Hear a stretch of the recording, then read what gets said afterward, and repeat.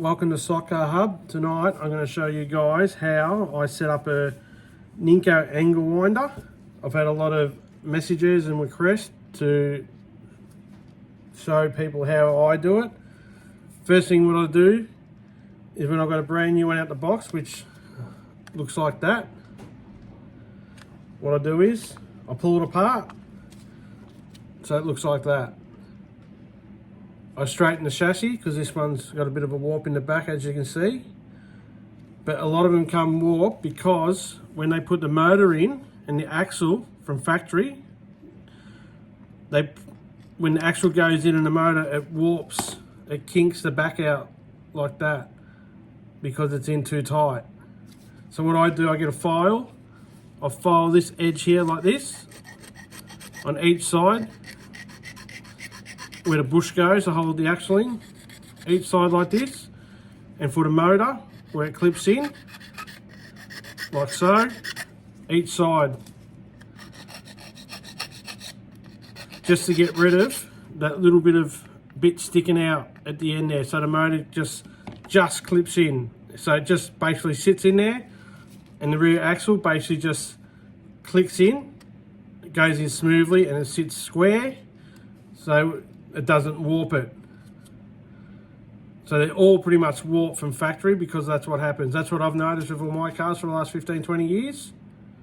So that's what I do. Take the edges off the axles there like that, where it pops in, and the motor mounts where it goes like that. And that will stop that warping.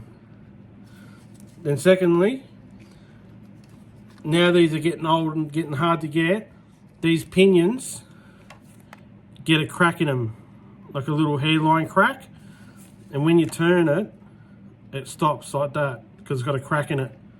So what you do is, before you put it all back together, get rid of the pinion, cut that stopper out, the axle stopper, that stops the axle from moving side to side because it's an angle winder.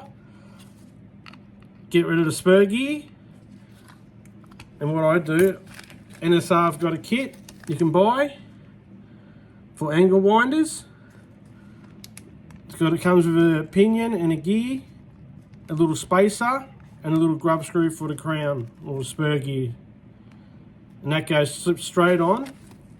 But the only problem you have, these axles don't quite fit inside the hole of this. So I get a drill bit and just drill it out a little bit. Or the other thing you can do, NSR make a kit where you can replace the rims, the axle, the bearings, the whole thing all at once. It's like, I think it's $50 or $60. But if you can't afford to do that, you can just replace it with just this kit here. And they're about $15, maybe $20 max in Australia. And plus, I like to leave the original rims on and make it look like it's all original and stuff like that than having alloy rims. Even though alloy rims are better and they're more rounder, but I rather leave it original, like so. And once you've done that, you put it all together, you put a little bracket, because these, when it's all together like that, the back does that. See that? And what that does, in Australia, we call that like Ninco hop. So when you're going down around the corners and around the straights and down the straights, you put the power down, it shatters because that whole back end is just lifting like so, like that, and it goes like that.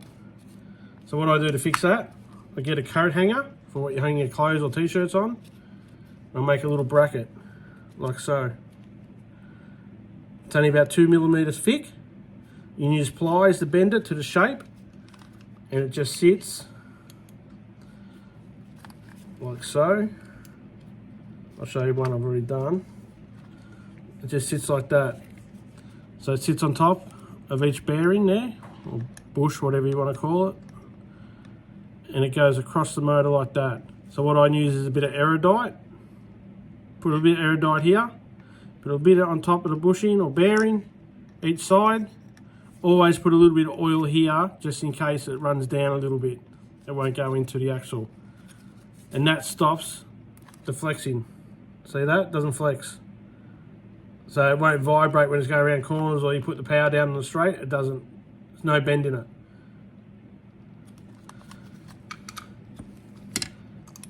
Like so, like that one does, see that?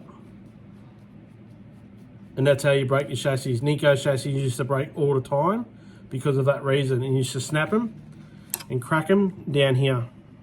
That have a big crack through here. And you get worse and worse and crack the whole chassis. So that's how I set up my Nikos at the back end. Just like that. That's the Erudite I use. I think it's two part, five minutes, sets in 5 minutes, so it gives you time to line up the bracket for the back. You put it on there and that's how it will sit. And that will stop the flex. So that's how I do my Nikos. I hope that helps everybody. And I also take the original wheels off, or sorry, the original tyres, because they're hard as a rock normally. No grip on my track, might be good for plastic. I put MJKs, urethane. I think the number is 4231.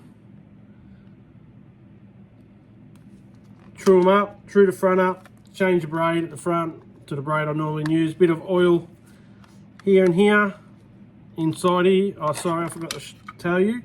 You got to put a little stopper, an axle stopper. That pretty much replaces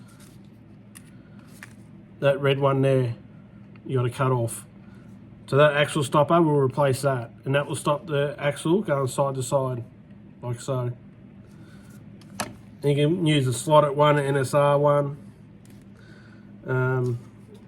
whatever you like, whatever fits that size axle.